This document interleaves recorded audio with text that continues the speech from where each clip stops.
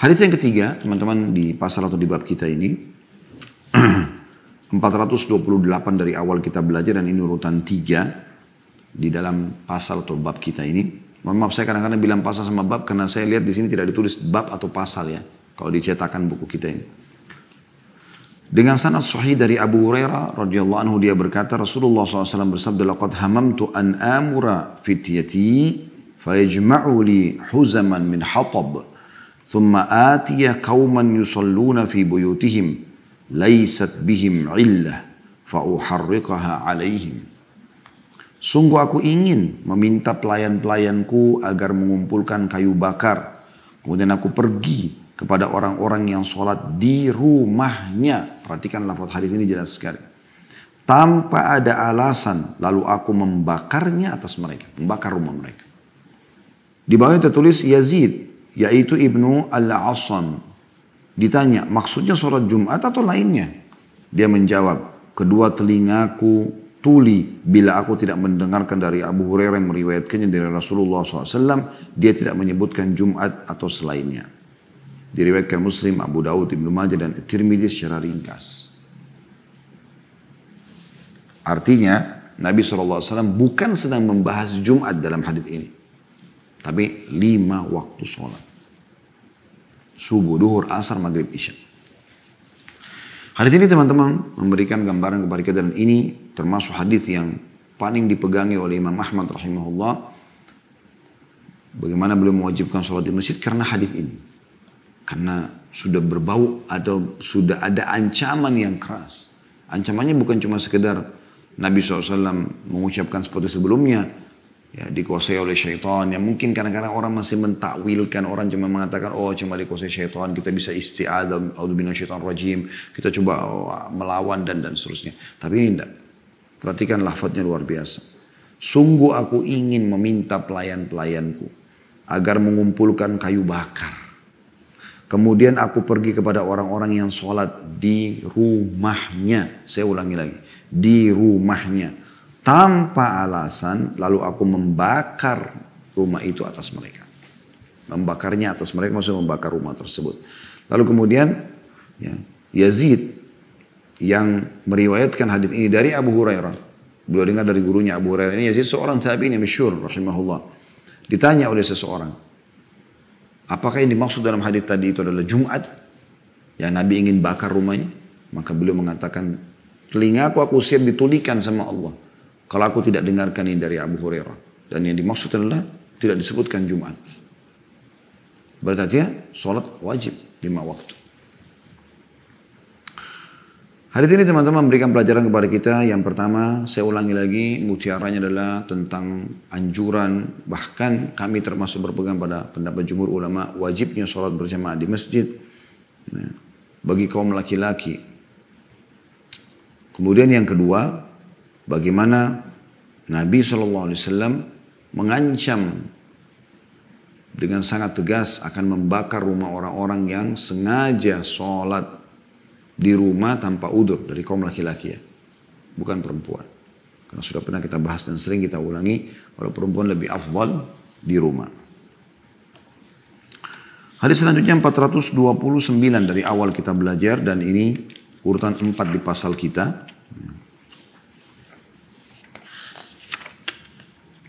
Insya Allah kita akan selesaikannya sampai hadis ke-9. Ada 4A dan ada 4B. Ya. 4A-nya berarti di urutan 429 ada 2 buah riwayat. Ya. Sebagaimana juga tadi sebenarnya di nomor 2 juga ada 2 hal yang disinggung. Ya. Hadis Nabi SAW dan perkataan Abdullah bin Mas'ud radhiyallahu anhu. Hadis 429 4A sebelahnya titik 2 Hasan Sahih dari Amr bin Ummi Maktum, dia berkata, qultu ya Rasulullah, ana dharirun syasi'ud dar wali qaidun la yulayimuni fahal tajidu li rukhsatan an usalliya fi baiti? Qala tasma'u nida? Qultu na'am. Qala ma ajidu laka rukhsah. Aku berkata, yang berkata Amr bin Ummi Maktum radhiyallahu anhu, ya Rasulullah, aku buta. Yang saya tahu ini sebenarnya Abdullah bin Maktum ya. Mungkin Amr nama lainnya beliau. Tapi Ibnu Maktum yang masyhur ini muadzin Nabi SAW yang matanya buta. Dia bilang, aku berkata ya Rasulullah, aku buta. Dan rumahku jauh dari masjid. Aku mempunyai penuntun tapi tidak terus-menerus melazimiku. Membantuku untuk ke masjid. Apakah engkau menemukan keringanan untukku agar aku bisa sholat di rumahku? Maksudnya adalah di saat tidak ada pemanduku. Karena kalau ada pemandu beliau sholat di masjid. Walaupun buta. Maka Nabi SAW bertanya, apakah kamu mendengarkan azan? Apa kamu mendengar azan? Aku menjawab, iya. Beliau bersabda, sallallahu alaihi wasallam, aku tidak menemukan keringanan untukmu. Diriwayatkan oleh Ahmad, Abu Dawud, Ibnu Majah, Ibnu Khuzaimah dalam Sahih dan juga Al-Hakim. Hadis ini teman-teman sekalian memberikan pelajaran kepada kita. Yang pertama, saya ulangi lagi.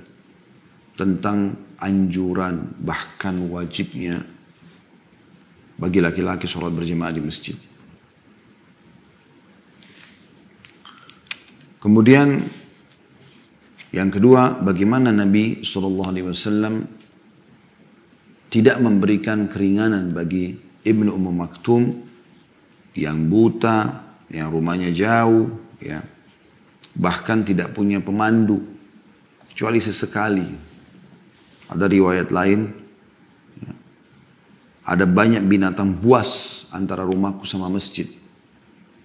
Bisa menerkamku setiap saat maknanya gitu. Apakah boleh aku sholat di rumah? Riwayat ini mengatakan Nabi SAW ya, mengatakan tidak, aku tidak menemukan keringanan untuk tetap harus ke masjid. Riwayat yang lainnya disebutkan bahwasanya Nabi SAW mengatakan iya.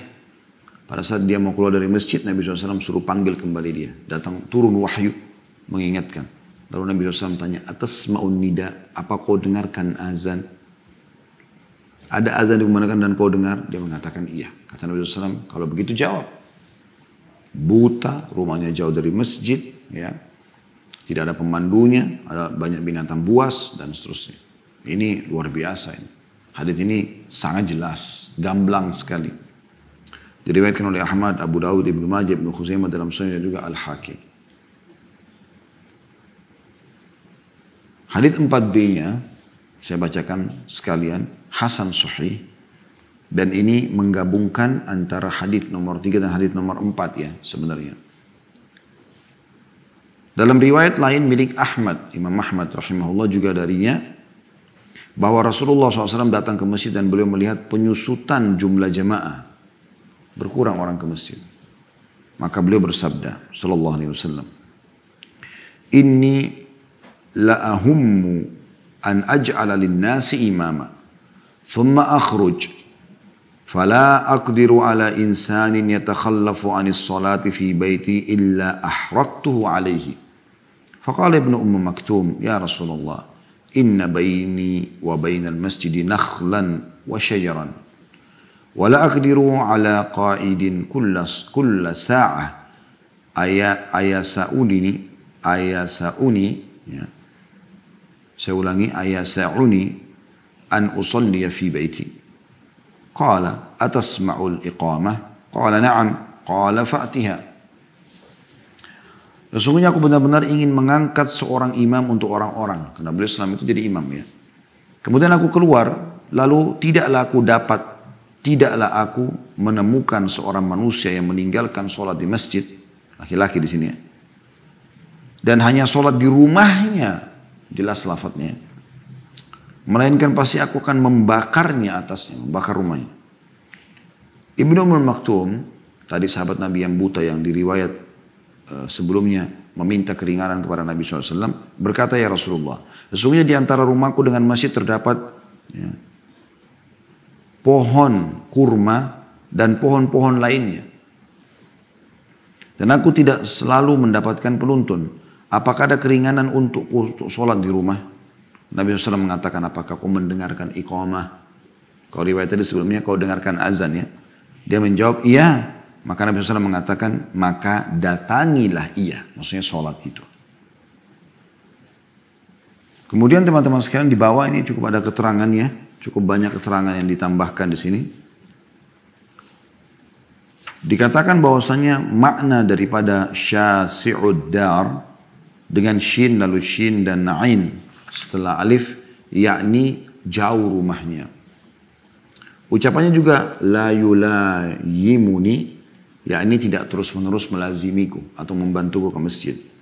Di naskah Abu Daud la yulawimuni dengan waw, dan itu tidak benar sebagaimana dikatakan Khattabi dan lainnya. Maksudnya yang benar adalah la yulayimuni pakai ya.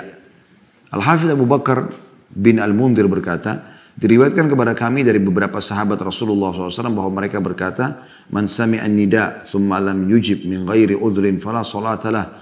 Para siapa mendengarkan adzan lalu dia tidak menghadirinya tanpa udzur, maka tidak ada salat baginya. Di antara mereka adalah Abdullah bin Mas'ud, Abu Musa al-Asy'ari, dan ini diriwayatkan dari Nabi SAW. Di antara ulama yang berpendapat bahwa menghadiri sholat jamaah adalah wajib adalah Atha bin Abi Rabah, Ahmad bin Hanbal, dan Abu Thawr. Asy-Syafi'i berkata, rahimahumullah semuanya, aku tidak memberikan keringanan bagi orang yang mampu sholat dengan berjamaah untuk meninggalkannya kecuali karena udzur. Jadi Imam Syafi'i pun yang dalam pendapat mengatakan sunnah muakkadah menjelaskan dari makna yang lain, aku tidak memberikan keringanan bagi orang yang mampu sholat dengan berjamaah untuk meninggalkannya kecuali karena udzur. Setelah menyebutkan hadits Ibnu Maktum, Al-Khattabi berkata, pada hadits ini terdapat dalil bahwa menghadiri jamaah adalah wajib. Jika hal itu hanya sebatas sunnahkan, niscaya yang paling berhak untuk tidak menghadirinya adalah orang-orang yang lemah lagi udzur. Dan orang-orang yang keadaannya seperti Ibnu Maktum, Atha bin Abi Rabah, Ibnu Maktum yang tadi buta ya. Atha bin Abi Rabah berkata rahimahullah, seorang ulama tabi'in, tidak seorang pun makhluk Allah di kota maupun di desa yang memiliki keringanan jika tidak mendengarkan azan untuk meninggalkan sholat jamaah. Saya ulangi, tidak seorang pun makhluk Allah di kota maupun desa yang memiliki keringanan jika dia mendengar azan untuk meninggalkan sholat jamaah. Al-Auza'i berkata, tidak ada ketaatan bagi seorang ayah yang meninggalkan sholat Jumat dan jamaah. Padahal patuh orang itu adalah kewajiban, tapi Al-Auza'i beristihad dan mengatakan hal tersebut. Hadits ini teman-teman luar biasa, menunjukkan bagaimana ditambah lagi dan dikuatkan pendapat-pendapat para ulama tentang wajibnya sholat berjamaah di masjid, dan bagaimana Ibnu Ummul Maktum yang sudah menjelaskan keadaannya di riwayat ini 4b lebih ditegaskan lagi kalau antara rumahnya sama masjid itu ada banyak pohon-pohon. Ya, orang buta biasanya kan kalau ada satu pohon, ya, dua pohon mungkin dia masih bisa menghindar. Tapi kalau banyak pohon, dia bisa tersesatkan.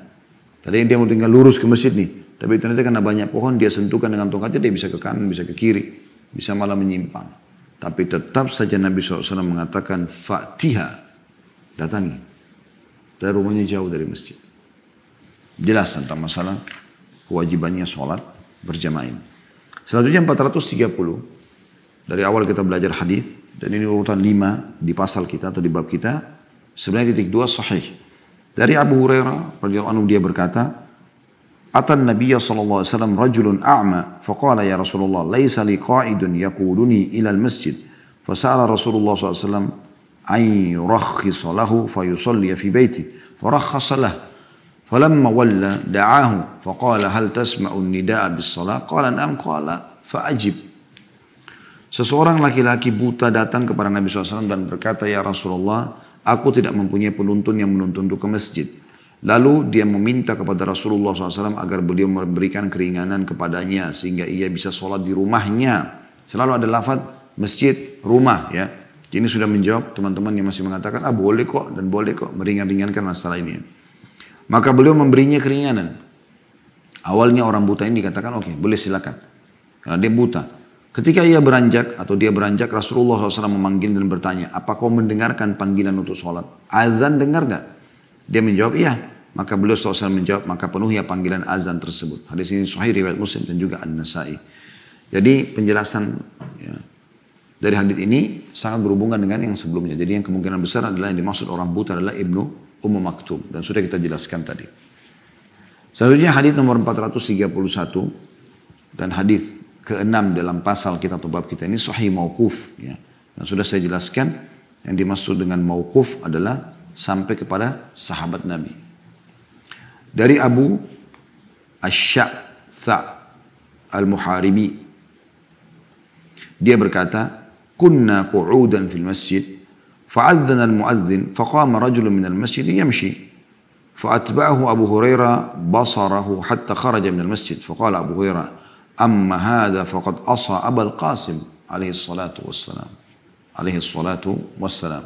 Kami sedang duduk di masjid, maka muadzin mengumandangkan azan. Lalu seorang laki-laki berdiri dan berlalu dari masjid. Abu Hurairah memperhatikannya sampai dia keluar dari masjid. Maka Abu Hurairah berkata, adapun orang ini maka dia telah durhaka kepada Abul Qasim, maksudnya Nabi Muhammad SAW. Diriwayatkan oleh Muslim dan lainnya. Dan ini telah disebutkan tentunya ya sebelumnya. Hadits ini dinilai sahih oleh Syekh Albani rahimahullah dan sahih mauquf, maksudnya hanya sampai para sahabat. Makanya tadi kan ini bukan hadits Nabi SAW tapi yang disampaikan tentang pernyataan Abu Hurairah. Dan di sini kita bisa lihat bagaimana seseorang yang keluar dari masjid di waktu azan. Tentu di sini bukan maksudnya keluar untuk wudu ya. Kalau orang keluar untuk wudu, untuk ke WC, kemudian dia mau kembali lagi, lain. Tapi memang keluar orang ini tidak mau sholat berjamaah. Tadi dulu di masjid, mungkin ngobrol sama temannya, kemudian dia tiba-tiba waktu sholat sudah tiba, dia keluar. Maka Abu Hurairah langsung mengatakan orang ini telah melanggar Abul Qasim. Abul Qasim adalah julukan untuk Nabi SAW. Anak pertama beliau Qasim. Makanya dikatakan dia telah durhaka kepada Abul Qasim sallallahu alaihi wasallam. Di sini juga memberikan pelajaran kepada kita.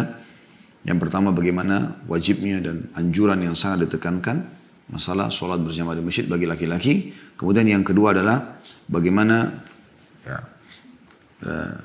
Abu Hurairah radhiyallahu anhu sangat tegas dalam mengambil penilaian terhadap seseorang yang beliau pastikan bahwasanya orang ini tidak ikut sholat berjamaah. Hanya duduk ngobrol di masjid, kemudian pada saat azan dia keluar malah. Hadis selanjutnya 432, yang ketujuh, urutan 7 dalam pasal atau bab kita ini dengan sanad sahih. Dari Ibnu Abbas radhiyallahu anhu dia berkata, "Man sami'a hayya 'alal falah falam yujib faqad taraka sunnata Muhammadin Rasulillah sallallahu alaihi wasallam. Faqad taraka sunnata Muhammadin Rasulillah sallallahu alaihi wasallam." Barang siapa mendengarkan seruan hayya 'alal falah, ayo menuju kemenangan, lalu dia tidak memenuhinya, maka dia telah meninggalkan sunnah Muhammad Rasulullah sallallahu alaihi wasallam. Diriwayatkan Tabarani dalam Mu'jam al-Awsat dengan sanad hasan. Hadis ini sekali lagi tentang wajibnya sholat berjamaah di masjid dan bagaimana pernyataan-pernyataan sahabat ini, seperti pernyataan Abu Hurairah, pernyataan Abdullah bin Abbas radhiyallahu anhu ajma'in, menyatakan atau menjelaskan kepada kita tentang apa yang dimaksudkan oleh Nabi SAW tentang wajibnya sholat tersebut. Tadi Abu Hurairah sebelumnya ada orang azan lalu kemudian dia keluar, lalu dikatakan orang ini ya, dengan perbuatannya tidak ikut sholat berjamaah tanpa udzur, maka dia telah melanggar Nabi Muhammad SAW. Abdullah bin Abbas ini juga mengatakan masalah itu. Siapa yang mendengarkan kalimat muadzin hayya 'alal falah, ayo menuju kepada kemenangan, artinya dengan sholat kau akan menang di dunia dan di akhirat. Kemenangan yang tidak terhingga kalau Allah SWT memberikan kepada hambanya. Kemenangan dari apa saja. Maka dia tidak menjawab, dia telah meninggalkan sunnah Rasulullah SAW. Ini penegasan tentang wajibnya sholat berjamaah dan bagaimana Abdullah bin Abbas radhiyallahu anhu merincikan makna daripada wajib tersebut. Ya. Dua hadis yang tersisa. Hadis 433 urutan 8 dalam pasal kita, titik 2 di sebelahnya ada sahih di ghairihi. Sahih kena dikuatkan oleh hadis yang lain dari Usama bin Zaid radhiyallahu anhuma. Usama sahabat, Zaid sahabat. Dia berkata Rasulullah SAW bersabda, "La yantahiyanna rijalun an tarkil jama'ah, la yantahiyanna rijalun an tarkil jama'ah, au la uharriqanna buyutahum." Hendaklah orang-orang berhenti meninggalkan sholat berjamaah, atau aku benar-benar akan membakar rumah-rumah mereka. Diriwayatkan oleh Ibnu Majah dari riwayat Az-Zibrigan bin Amr bin Ad-Dhamri dari Usama dan dia tidak mendengar darinya. Hadis ini dinyatakan sahih dighairi oleh Syekh Albani rahimahullah setelah beliau telusuri tentunya. Dan hadis ini mirip dengan hadis sebelumnya yang sudah kita jelaskan. Cuma di sini lebih menjelaskan lagi, lebih menekankan bagaimana Nabi SAW mengatakan, hendaklah orang-orang yang berhenti meninggalkan sholat, hendaklah orang-orang yang tidak mengikuti sholat berjamaah, ya, berhenti. Harus segera berjamaah maksudnya. Atau aku benar-benar akan membakar rumah mereka. Oleh karena itu di zaman Nabi SAW tidak ada orang yang tidak sholat berjamaah di masjid. Kecuali munafik yang sudah jelas ketahui kemunafikannya.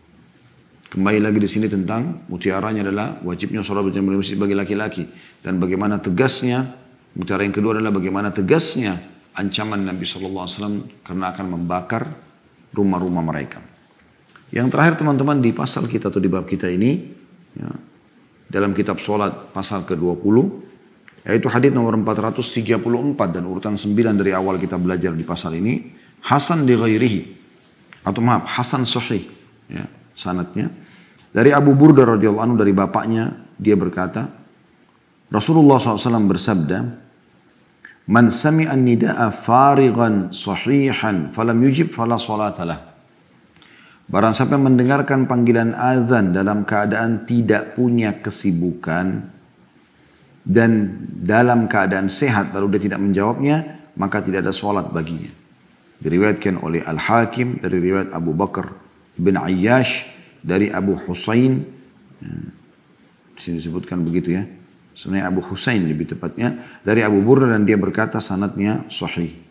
Al-Hafidh berkata yang sahih adalah bahwa ia mauquf. Mauquf maksudnya hanya sampai kepada sahabat. Ini teman-teman yang terakhir yang kita pelajari dari pasal kita, maka maknanya sama. Nabi SAW menjelaskan bagi yang tidak punya uzur, sengaja menggampang-gampangi laki-laki sholat di rumah tanpa sholat di masjid, ya, apalagi masjidnya terjangkau, dia dengarkan azan, maka tidak diterima sholat darinya. Allahu a'lam.